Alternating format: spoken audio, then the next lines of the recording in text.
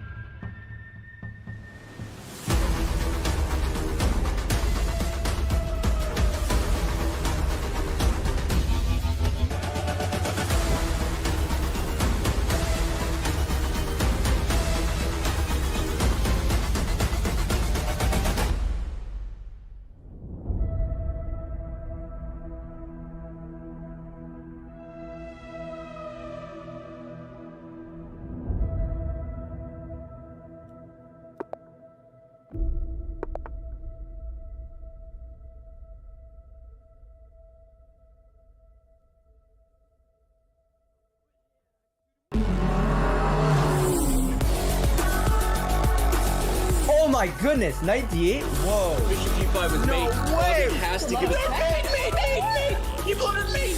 Chance, rook f7. Oh, whoa, no! No! No!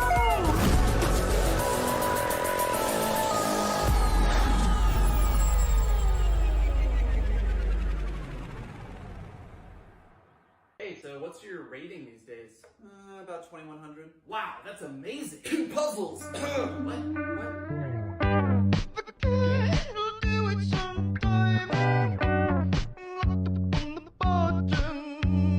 There are 72,084 different possible positions after 2 moves. 9 million different possible positions after 3 moves. 318 billion different possible positions after 4 moves. I'm gonna play the London. Seriously? I'm sorry.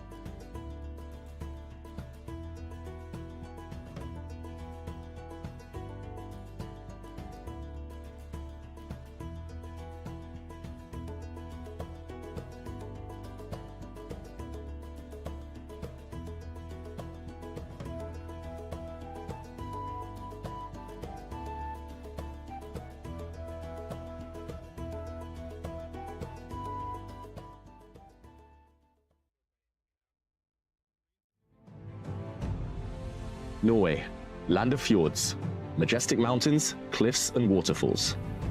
In addition to stunning geography, Norway is home to the greatest chess player who has ever lived, Magnus Carlsen. Since 2013, Norway has also hosted one of the strongest chess super tournaments in the world. And it is one for which Magnus has claimed the top prize in the last 4 years. Can anyone stop him? This time, he'll meet one of his toughest challengers ever at his home tournament, with 9 rivals all hungry to beat the best.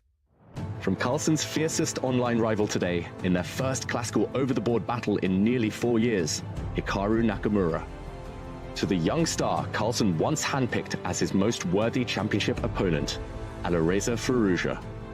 2 more young stars are trying to follow in his footsteps, Nodirbek Abdusattorov and Gukesh Domaraju. 2 established stars have already won a super tournament in 2023, Giri and Fabiano Caruana. 2 more long-time headliners seek to take their next turn atop a major tournament, Wesley So and Shakhriyar Mamedyarov. Finally, Carlsen's countryman and friend, Arian Tari, rounds out the field. Who will come out on top? Will Carlsen run the table yet again, or will someone else usurp the throne? This is Norway Chess.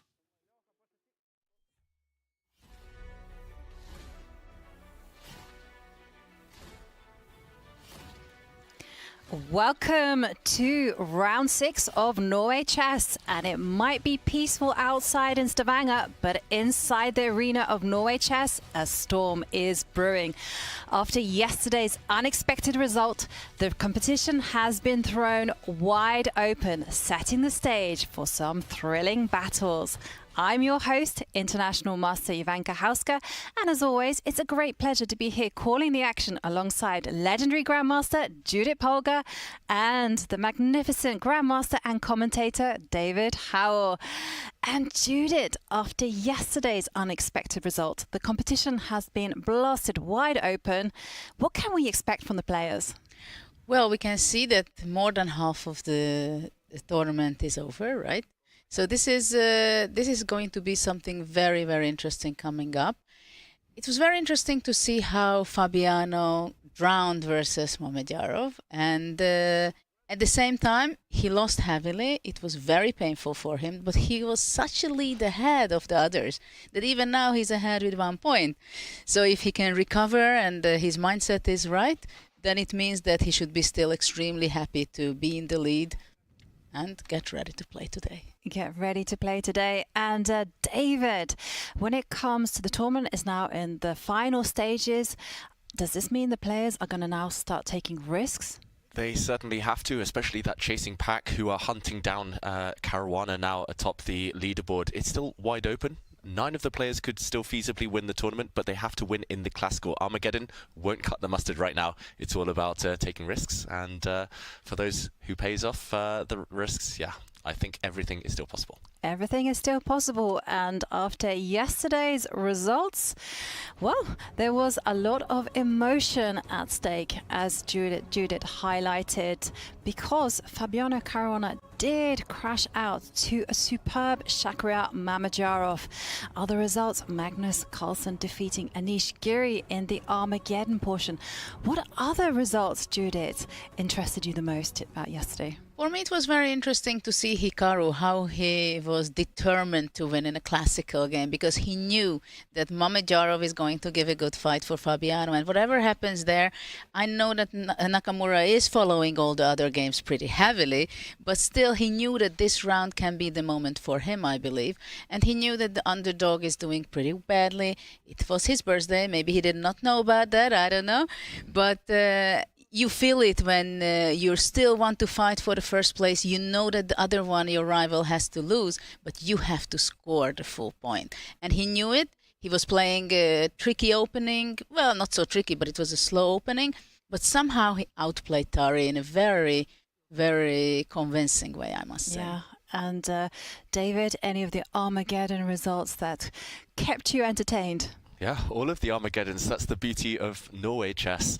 First of all, we should mention Magnus winning yet another Armageddon. He's won all of his Armageddons so far, 4 out of the 5 rounds so far, beating Anish Giri yesterday. Great stuff from Magnus, but also Gukesh, just really confident, really just efficient, taking down Abdusattorov yesterday. For me, that was maybe the Armageddon of the round. Yeah, and there might only have been 2 decisive results in the classical, but there were a lot of movement in the standings, because we did see Fabiano Caruana maintain his lead, but it has been shortened significantly, because Hikaru Nakamura, with that classical win, did leap up to 9.5 points out of 15, just 1 point away from Fabiano Caruana. Ali Reza that is there, 7.5 points, but get this, from 9 to first place is only a 4.5 point difference, which means anything can and anything will happen. And talking about action, let's have a look at today's matchups, because we're in for a treat. As always, it's Norway Chess, and headlining there we can see Arian Tari playing white against Magnus Carlsen. And Judith, which matchup are you eagerly anticipating? I think the most I'm interested about Ali Reza playing against Hikaru, because Hikaru is heated up for a fight, and he knows that he's just right behind Fabiano, and they are real rivals. You can feel it in his interviews also that he would really like to catch Fabiano. So that is definitely the game of the round for me. But of course, Fabiano against Nodirbek is something I think will be extremely interesting as well. And for you, David, I know it's very difficult to choose. Yeah, it's difficult. All of the matchups will be exciting, of course. But, Jovanka, we're in Norway. I live in Norway now. I'm looking forward to that Norwegian derby between Arian Tari and Magnus Carlsen. Magnus with black. He really needs to win if he has any aspirations of winning the tournament. So, big day for him. Certainly a big day for Magnus. He will have to take some risks because he's playing black. And of course, it's Norway Chess, and Norway Chess has a very fighting format. It pushes chess to its boundaries. It's a 10-player single round robin, 120 minutes for the entire game. Sounds like a lot, it really isn't. And there is only a 10-second increment added after move 40, and in the case of a draw, this is where things get very special, because the players will then have to play an Armageddon game to break the tie. And of course, fighting chess means no draw offer before move 30. And as David and Judith have highlighted, the players do need to start winning their classical games, and there we see Alireza Firouzja and Hikaru Nakamura gearing up for their fight. Now it's very interesting because when we came into this tournament, Alireza was ranked number 2 in the world. And then this position went to Fabiano Caruana after his magnificent start. And according to the stats, that position has actually moved over to Hikaru Nakamura, who's now number 2 for the first time since 2015. So it's more than just Norway chess. It's a matter of pride, right? Yeah, the live ratings, they're shifting every single day, and yeah, who will be world number 2 at the end of this tournament? It's up for debate. We have all the best players here in the world, and that will be a fruity clash if Firouzja's shirt is anything to go by. But here we see Gukesh against Giri. Also, this one is going to be hard fought. Of course, both players have impressed at times in this event. Yes, and I see Gukesh being more mature from day to day. Because yesterday, for example, he made a draw in the classical game against the other youngster, Nodirbek. But in the playoff, in the Armageddon, I was kind of surprised that, first of all, he was huge advantage out of the opening. So that was something, he was very fortunate with that. But he did not take the winning opportunity. Later on, when he was much better, he was just going for perpetual check, or it was a repetition of moves, just to score the point. So that's usually the case when you are very experienced, 15 years of high-class tournament behind you. But he's only 17 and he does this very professional attitude. Very professional. A good horse never jumps as higher than it has to. Yeah, just doing the minimum. That's enough. Impressive professional stuff. And then they say you got to work smart. And players have started. And there we see Gukesh and Firouzja make their opening moves. And what have they played? Are we looking at d4 pawn openings? I think so when it comes to Gukesh. Wow, and here we see that battle between world number 2 and world number 3, Firouzja and Hikaru Nakamura. And it's the Sicilian, a bit of a shock, Judith. We love to see it, of course, a fighting opening, but Hikaru nearly, kind of without fail, opens with e5 these days. He's mixing it up, showing that he wants to win as black, potentially. Well, it is an interesting decision. But, well, maybe he became more brave after seeing the live rating list. It's true that Hikaru tends to open with the Berlin defense. That's his favorite. But I have seen Hikaru also experiment with the Kalashnikov. He did it against Dominguez and also against Wesley So in the American Cup. Will we see the same? No, it's going to be a Rosa Limo. Alireza keeping the position closed. What are we going to see from Alireza? Is he going to capture the knight? Is he going to castle? What do we think? I think it's also something that Nakamura probably decided that he wants to a little bit provoke Alireza, because Alireza is an incredible player with interesting ideas, unexpected ideas. So he wouldn't mind to have a very tough game, because he knows it. If he really wants to win the tournament, he has to score a classical game. So he has to win, and he wants to give a chance. Of course, he knows it, that it's going to be a huge battle, but he just doesn't want to go to the extreme solid things. And on the subject of Hikaru, he actually, before playing this game, had a chat with our reporter Sverre. So let's hear what Hikaru had to say. What is the most difficult, getting to the playing board or sitting at the playing board today? I mean, obviously, I've gotten used to it over the last couple of years. There are a lot more fans of chess than there used to be, certainly, whether it's like in a playing atmosphere or just in general when I'm out. But I think it's a good thing for chess in general that there are more fans. And so I enjoy all of this. I mean, sometimes it can be a bit much before the games, but overall, it's a net positive. So I don't mind signing autographs or taking pictures. Black against Firouzja today, it seems like a very important game for the leaderboard and how the table is looking right now. Is that something that concerns you, or are you just going to focus on doing what shows up on the board?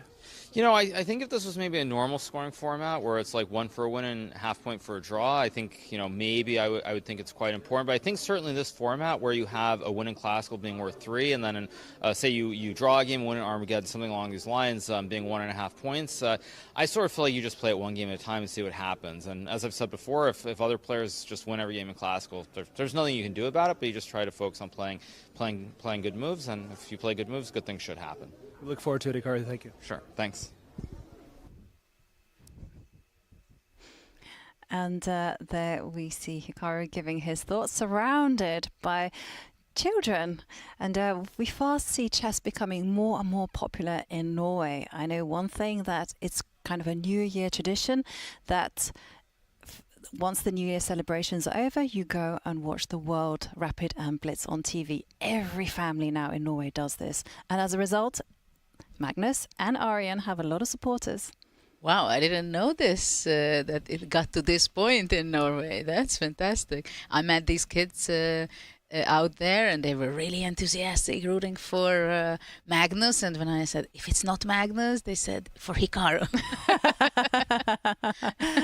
But it's great that we see such young children already rooting for professional players. It's not only that they like the game to play just on a scholastic level, but I could feel that they really follow the sport. Yes, absolutely. And interesting enough, whenever I bump into people and I'm asked, you know, what I do and I tell them chess player, they'll say, I've been watching Hikaru streams. So Hikaru massively growing the game. And there we can see, are we surprised by the opening? I think the opening progressed along very kind of traditional paths until this last couple of knight moves, Judith. Knights on the rim are dim. The players, surely they've heard that phrase before. Knight to a3. I mean, knight to h6 is maybe more traditional in this type of setup. The black knight often goes back via f7, but strange developments, you would think. Yes, this is what I was thinking at first as well, that knight to go to h6 somehow it's more regular for black than to go knight a3 with white. But it's interesting because after knight c4, black will be playing d5, right? So that must be not an immediate plan for white. But maybe he went to a3 because he plans to go c3 and d4, and then a later stage to come to c4. Yeah, and according to the database available to me, at least knight to a3 was the first new move, at least at this high level. Bit of a novelty there, and it didn't surprise Hikaru. Hikaru very quickly playing knight to h6. This means that most likely it's just computer suggestions, and it's up to Faruja now to back up the fact that his knight is sitting on the edge of the board. As you mentioned there, just the black knight often gets back after a move like f6 or maybe even f5. The black knight gets into the game. Just retreats back to f7. Yeah, I'm trying to think of some fruit puns here. Just looking at Alaresa's shirt, the fashion designer. I know Hikaru, I think we saw in the feature chat earlier, Hikaru loves his pineapple shirt. Maybe this is Faruja's kind of... special preparation, right? Exactly. The mind games have begun. It's nearly perfect. Perfect. No? I think he's wearing oranges on his shirt. I can't think of any orange puns. You can have those apple and pears, right? That's apples and pears. Yeah. That's a kind of English expression. Apples and pears. Yeah, I've just been fed a pun from the producer. Orange, you glad he's wearing that shirt? Orange, you glad? Oh, that's my delivery was not great. That. It's no fig deal. I don't know. We'll get better ones a bit later in the day. Well, I'm still impressed that they managed to come up with that on the spot. Watch that man go. No? Anyway, back to the chess. While Alareza is deep in thought here at move 8. Yeah. Ooh. But it's interesting to see Alareza, like, he's really thinking the way that maybe he's out of book, right? Mm-hmm. It's strange, though, to be out of book when he was the one who chose this variation as white. He's just played knight a3 himself. Either that was freestyling or it's a new move that he studied before But also himself. at the same time, maybe he was expecting e5. Mm-hmm. So I'm not sure he was ready in his mindset that Nakamura will be choosing the Sicilian. Yeah, true. I saw a great pun on the screen. He should have played 1b4 because then it's the orangutan opening. I know. And the irony of it actually is that Ali Reza was playing 1b4 in the Blitz. Yeah. But he didn't commit the crime. And for those Edgar Allan Poe fans, they will understand. It was the orangutan that did it. You guys haven't read Not since I was about 12 years old, Jovanka. But I loved another one.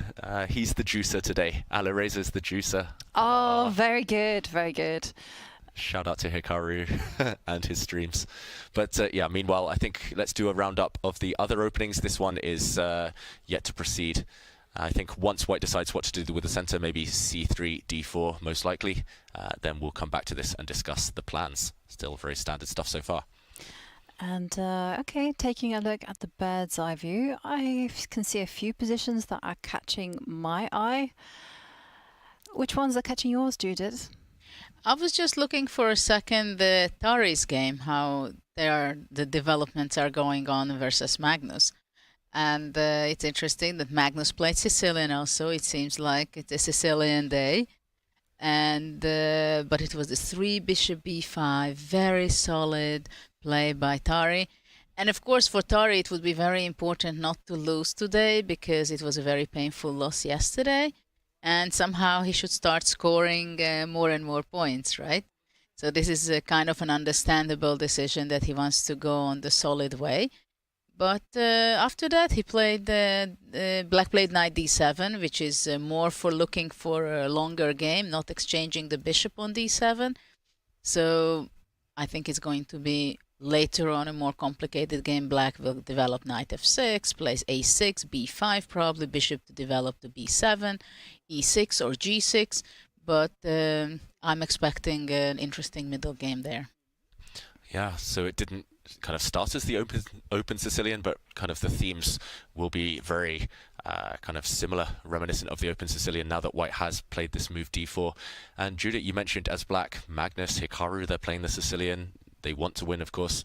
How hard is it to win on demand as Black? Because for Magnus, this could be make or break time.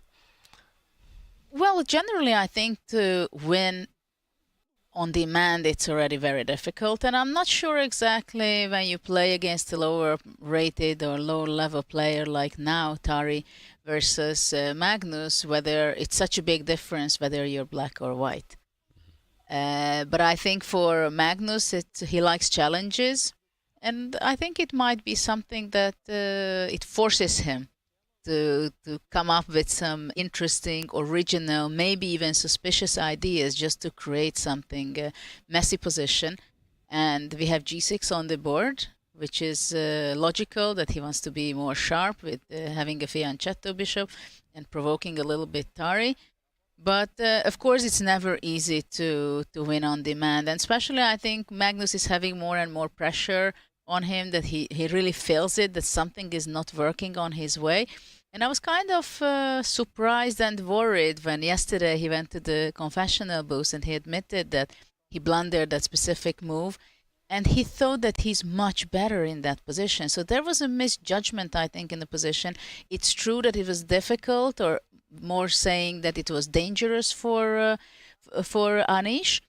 But somehow it slipped away in his hand, right? And that was not a good sign for Magnus. So I'm pretty sure that he's somehow trying to find himself to win, not only to win a game, but somehow to feel that I play well and I really do it the way that people will say, and I can say that it's the Magnus way. Mm-hmm. I was going to ask you both the question, when it comes to risk-taking, do you guys have a special formula? Because I've commented alongside David, and I'm maybe going to put words into his mouth, but I've heard him say many times, you've got to keep the pieces on the board.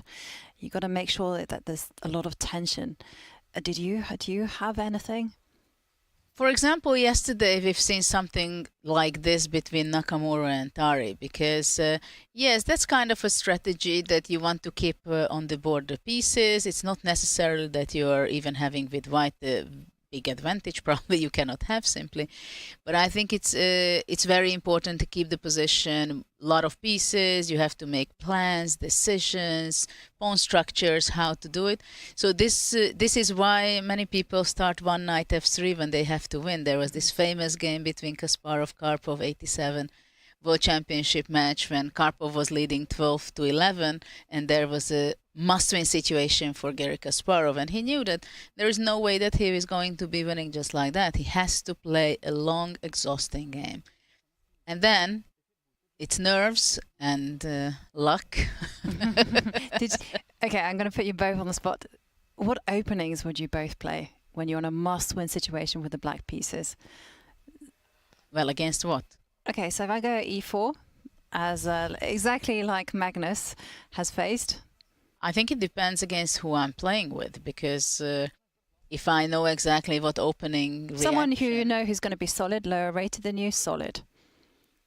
Well, probably I don't go into sharp lines or very concrete lines. I try to avoid and maybe even take a worse position if I really have to win. Yeah, because often we've seen like players like play the modern, that kind of very tense, cagey game.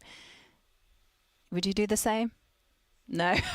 I don't know, because to tell you the truth, I retired 10 years ago, nearly 9 years ago. So chess is becoming a lot different. I think it's very important somehow to understand your opponent also, what he is up to, or she. Yeah. Yeah, and you know me, Ivanka. Like I said, just anything to keep the pieces on. Normally I react to 1e4 with e5, for example, but against certain opponents you can't really do that and hope for a game. So yeah, these days maybe the French, the Caruana, modern, something just a bit cagey, like you say, just full of tension and the questions for me to answer, but also for the opponent. And I think that's what Magnus is doing here. It's the Sicilian, of course, but he's just keeping pieces on the board. And it's kind of a hybrid now. Looks a bit like the Dragon Sicilian, potentially. Once the black knight comes out to f6, black will castle, and white has chosen a more positional line because white has castled kingside himself. And at least it's a game. It's a fresh position. But maybe I wouldn't be surprised if Tari would have this idea to play c4, some Maroczy kind of setup with knight c3, bishop e3, and even giving up the white square bishop. Because that is something hard to crack, right? Yeah. It depends very much on his mood, I think. Yeah. What do you think Ariane's mood will be? It's been a tough few days for him. 3 classical losses in a row now. Lock the game down, simplify as much as possible. I mean, he did this last year with great success. I predict more of the same, and I think Judah is right that he will perhaps reach for that c2, c4 line. At the same time, it's extremely difficult to make a draw if you really want to make a draw. So it's very tricky. What mindset should you be having? I think the best is, if you really want to make a draw, you have to choose what type of position you want to go to, and you're not ready to take risky decisions. If there is, whenever you have an option to go solid, you go solid, but you have to have this strategy. But the fact that you want to make a draw, let's say, it is a very dangerous strategy, that you're just always looking for equalizing, always looking for a draw. Because of course against Magnus and against strong players, just because the position is equal, it does not mean at all that it's going to be a draw. And for example, which day was it? Yesterday? No, day before when Tari played versus So, he had this Marshall Gambit, and then he did not really get a bad position or worse, but he went into some very passive play, and I think he just wanted to make a draw. But then he ended up in a little bit unpleasant position, and Wesley was pressing. But okay, he did not make any serious mistake that he would drown. But this happens very often when you really want to make a draw and you don't calculate, you're just making moves. Generally, it's good enough, it seems good, and then you can easily make those passive decisions. It's a very, very important psychological point.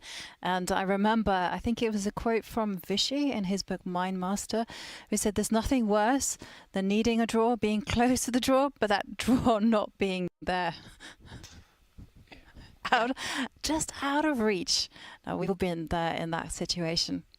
Yeah, that's the thing in chess. If you put a draw as being like the height of Mount Everest, like you've climbed that mountain, then yeah, if you don't make it, it's just you can't get back from that. And yeah, I don't think you want to start any game, as you said, Judith, with that negative mindset, especially with white.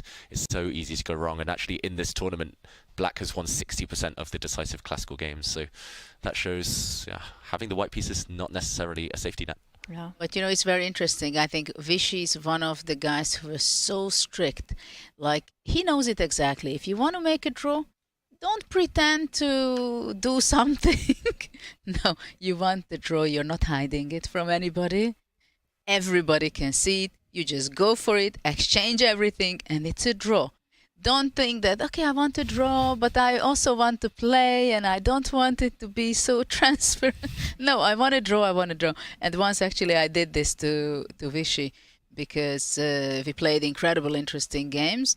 And at one point, I got somehow fed up with the fact that we made incredible, interesting games, but somehow the end of it was that Vichy wins. Oh. And then I thought I was playing in Dortmund, I remember. And I felt that he knows this, that tough game, complicated game, a lot of calculation, it's huge mass, everything, and at the end he wins. So he played the dragon, and then I played simplifying everything. I was just exchanging this knight d5, exchanging the queens, the bishops, everything. So he was kind of frustrated that we had a 17-move draw, and well, I was not hiding it that I want to draw. That's all. That's what. And after that, I could win against him in the next tournament. So I stopped him. But yeah, if you want to have a draw, then focus it.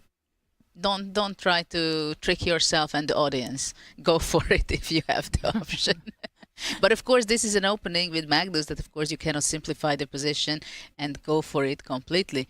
It's only that he's going to play solidly today. Yeah. And talking about solid starts, should we pay a visit to Nodirbek Abdusattorov against Fabiano Caruana? Because there the game looks very tense. Also looks very mainstream as well. How is Fabiano doing, and what would you advise him to recover from yesterday's painful loss? Because he's still at the top of the standings. Should he hold firm with the black pieces in this game and hedge his bets in Armageddon, or just let it flow and see what comes? I think the best thing he had to do is to fix his mindset the way that just let's look at the time, the cross table. I see, I'm number one. I have a 1-point lead. Perfect. So I play a normal game. So not to affect the game itself. So if he could get to that mindset that he still has a fantastic tournament so far, then everything is under control from his end.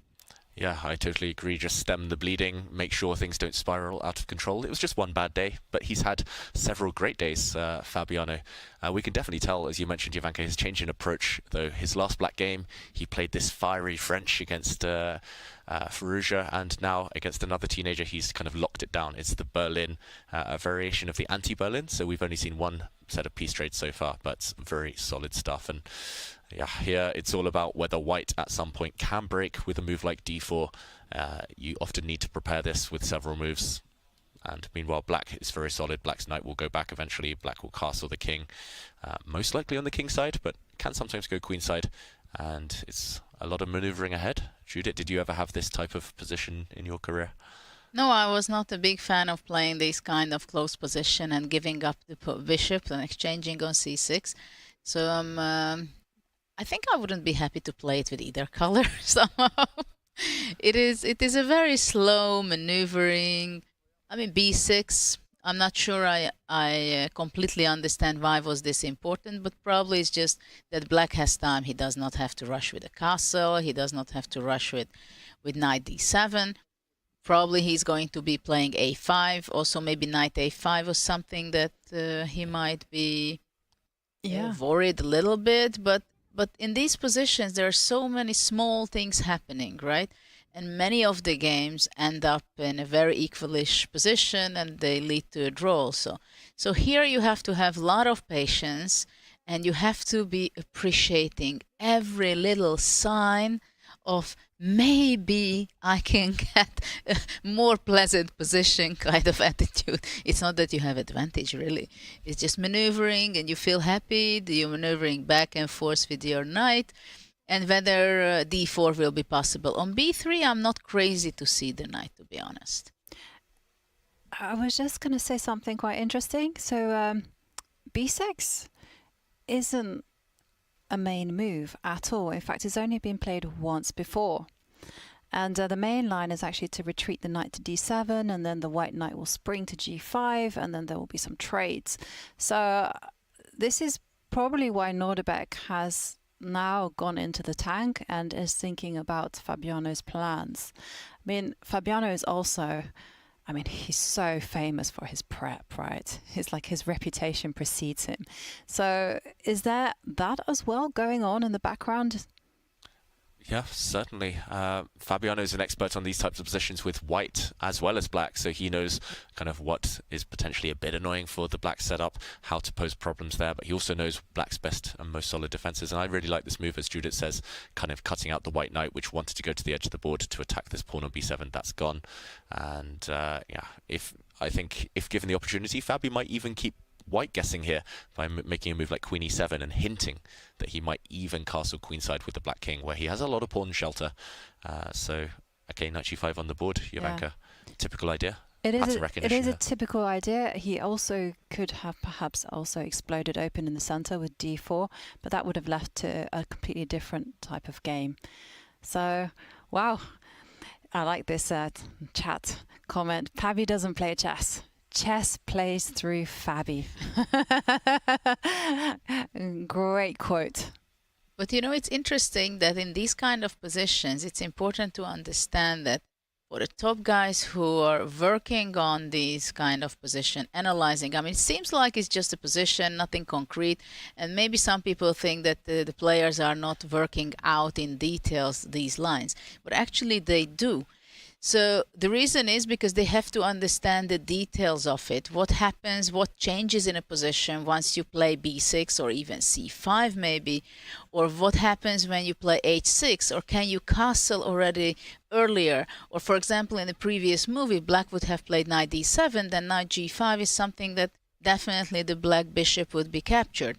And this way, sometimes this b6 kind of moves is a waiting move, which can be useful for later use, but actually black is waiting in which direction white would like to be going. Is he going h3? Then there is a weakness. Maybe h6, g5 can happen before black castles, right? And if knight g5 now, black has the opportunity to move away with the bishop to g4 or immediately to d7 if he wants. So there are positions and situations in this slow motion game that you're just making waiting moves and you trying to get the information out of your opponent that what is your plan. Yeah, I must admit I've played these positions more from the black side than the white kind of my entire career, and I'm just freestyling most of the time, but I have noticed that there is this trend. Top players, even if there's just all these kind of this vast array of choice, they know all the details, they know all those nuances, and I've played several games against especially the younger generation when to me it looks like, okay, every position is the same, but they're like, oh, if you had done this, I would have done this, if you would have done this, and they go so deep. And I mean, it's very impressive in these maneuvering positions where you would think the engines aren't kind of so valuable, the computer input there, but yeah, they know their stuff, they've checked it all, and I wouldn't be surprised if Fabi makes a quick decision with his bishop. Yeah, for example, in the Berlin, I remember when Kramnik started to play it and he brought into fashion when he won the match against Kasparov. And if our audience also knows this queen exchange where the king is on d8, and then there is a strategical thing. Are you playing rook d1 check, pushing back the king to a8, or you're allowing the black king to go to b7? In principle, you can wait this way or that way, but still you have to make a decision how you want to have the game going in the next 20, 30, 40 moves, because it just goes to a completely different way, the game. And here also sometimes it's small things, but strategically just going to a different area. And let's check out maybe some of the other action. In the meantime, this game is going to enter a slower phase. I'm expecting the black bishop to move. Black wants to keep the bishop pair. no reason to kind of allow that trade when you have a slightly worse pawn structure. So where next to go? I'm looking at some exciting games. Can I direct you to the Gukesh and Giri game? Just from pure selfishness, because I actually play this opening myself with white, and I want to see what happened, and I want to see whether Gukesh has gotten a good position. I was also picking on that game. Yeah, and this game has progressed far quicker than a lot of the other games, which are still within the first 10 moves. This one's out at move 17 already. Look at the white king. It's actually castled queenside. Of course, actually, when I first started playing chess, I thought the king castled queenside onto b1, and the rook came over to c1. But it took me a while to realize you go to c1 and then step over to b1. It takes an extra move, and then the rook has actually moved over to c1 as well. So white's burnt a lot of time there. But should we do an action replay? Yes. From the start. And it's interesting that Anish was spending less than 5 minutes so far. Yeah, less than 5 minutes and 17 moves on the board. d4, d5. Jovanka, you mentioned you play this opening. It starts out as the Slav, and the variation where white just blocks things just slowly with e3 and bishop f5. And of course we see this is one of the most trendy variations in chess right now. The white knight hunts down this black bishop.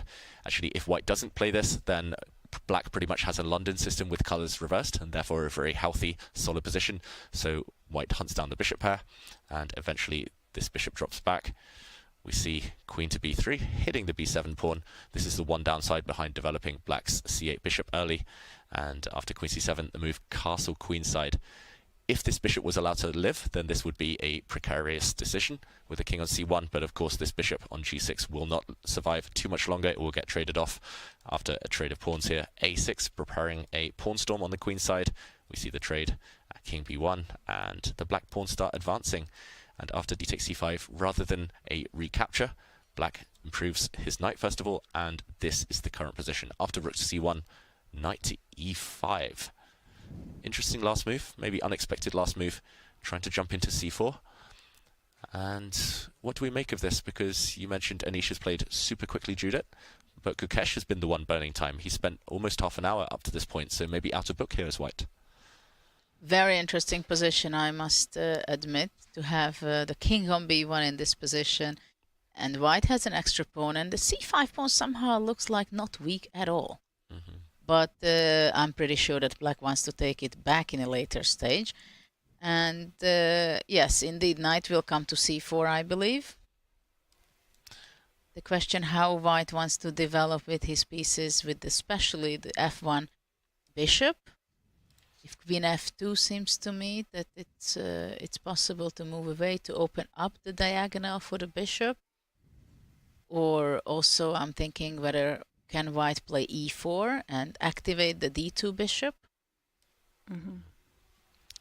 I'm just going to give you an extra piece of general information.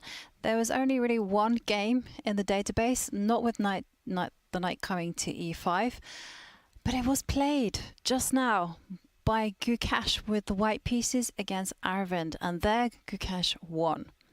So this is clearly something that Anish has prepared. Okay, so it was following that game, Jovanka, until this last move. Until knight e5, yeah. Wow, novelty by Anish Giri. But this makes it even more interesting why Anish was thinking, not Anish, sorry, Gukesh was spending so much time until this point. Was he unaware of what Anish has in mind, of course? Is it something that he's surprised, he's suspicious? What can he have in the preparation? I thought my game was okay, and what can go wrong?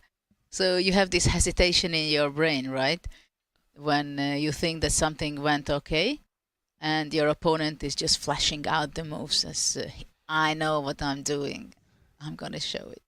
Yeah, maybe it's the anticipation as well. He knew every move, something's going to happen. A bomb is going to be dropped on him. Anish is not going to copy that game that Black had previously lost unless he had a specific idea in mind. And finally, we reach this moment where Anish has revealed the idea. On the face of things, it looks like it should be healthy for white, to me at least. We have the bishop pair, we have an extra pawn, but yeah, how to get pieces out? Is the white king going to be safe on this flank on b1? Long term, that's the question. Knight c4 coming, like you said, Judith. Sometimes b4 will come. Black can just simply castle, bring rooks to the center. Right. I would also consider with white to play bishop e1 and regroup it to g3, for example. Or even bishop e1, g4 and bishop g3 can be something interesting. It makes a lot of sense. And, well, we have a move from Gukesh. I was going to say, you came up with a beautiful idea of relocating the bishop to a better diagonal, and Gukesh has just spoiled it. And there we can see it has been awarded by Game Review a mistake. Who says it's a mistake? The Game Review. The all-seeing computer says. Chess gods. Not perfect chess, my friend. So making the position slightly worse, as we see there, the definition of the question mark. And I guess Black's knight is simply going to jump into the square it wanted to use anyway. The c4 square is a great launching pad, and it looks like Anisha's surprise may be paying off at this early stage. Of course, nothing too drastic. It's not a blunder. It's not kind of a losing mistake or anything. But how does this help, do we think, Jorden? What is the idea in mind? Because Gukesh knows Anish. He's going to plant his knight into c4. That's an automatic. We'll see him play it instantly. No other good square for the knight on the board now. So you see the bishop will end up on e1 anyway. Yeah, it's kind of assisting and speeding up the opponent's plan. Strange, you've got to think. f4 looks like a useful move, but is it really necessary? I would be afraid to have f4 move for the reason that if, let's say, bishop moves away, later at some point there could be some unpleasant thing for white. If, well, of course, it's a very much for later idea, but to play b4 somehow and knight comes to e4, which of course is not easy yet because the c4 knight is under attack. But let's say if the bishop would be not moving away, then knight takes d2, b4, knight comes to e4, then black could get some activation. And I also think that, you know, what can be a nice idea for black? Without making castle, playing rook h5 maybe, and bring the rook to the queen side. That way. Nice full board vision there. It looks like Anisha's position is full of promise and really tense right now. Gukesh has to recover from this opening surprise, but still early days, of course. Still early days. I think it's the perfect time to take our first break, but in the meantime, don't miss your chance to win Diamond membership this Friday. The chess.com Discord server is hosting an arena with 4 Diamond memberships up for grabs. To stake your claim, join the Discord at go.chess.com/Discord. Then head over to go.chess.com/connect and connect your account. And you're done. You can now compete in the weekly arena for our Discord community and win free Diamond membership. Use !Discord in chat now. And we'll be back soon, but don't go anywhere. Magnus Carlsen has given a confession in English. So more on that right after the break.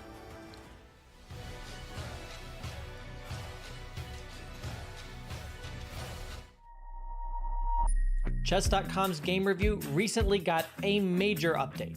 Here are 4 key notes. At the end of each game review, you will now see a summary of the game from your coach, your performance rating for that game, and a quick grade for you and your opponent in the opening, middle game, and end game. We've added a new classification called miss for when a move fails to take advantage of an opportunity, but it is otherwise a sound move. We've also changed the definition of blunder. Now a move will only be considered a blunder if it loses material or allows a checkmate. Coach will now draw arrows and highlight squares when you hover over or click on the highlighted words in the move explanations. This should make move explanations easier to follow. Finally, Coach's explanations will now reference specific pieces and threats in the explanations, making move explanations much more intuitive. The new game review experience is available on chess.com right now.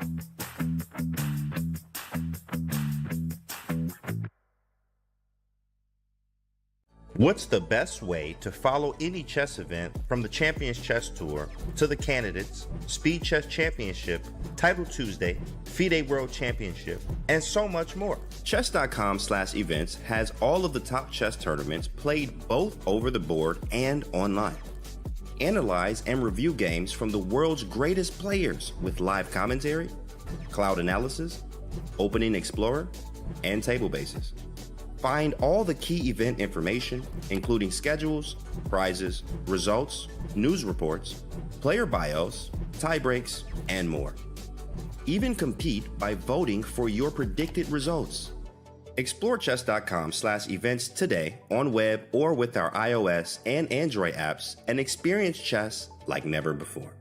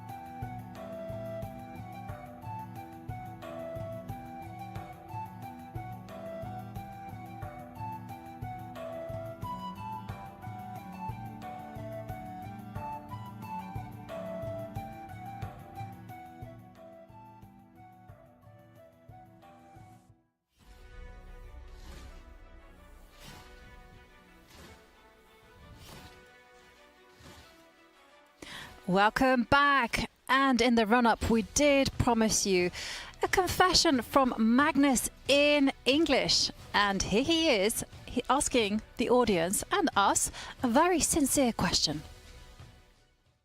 I'll do this one in English. It's something I'm genuinely curious about. So I see that on the screen the notation says knight g to f6. I'm genuinely curious why that is. As knight d f6 is not legal, I thought that you should just write knight f6. That the notation should just say knight f6. So if any experts out there know, I'll certainly be curious to learn what the explanation is. Well, there we see Magnus asking this question on notation. David, you're a resident chess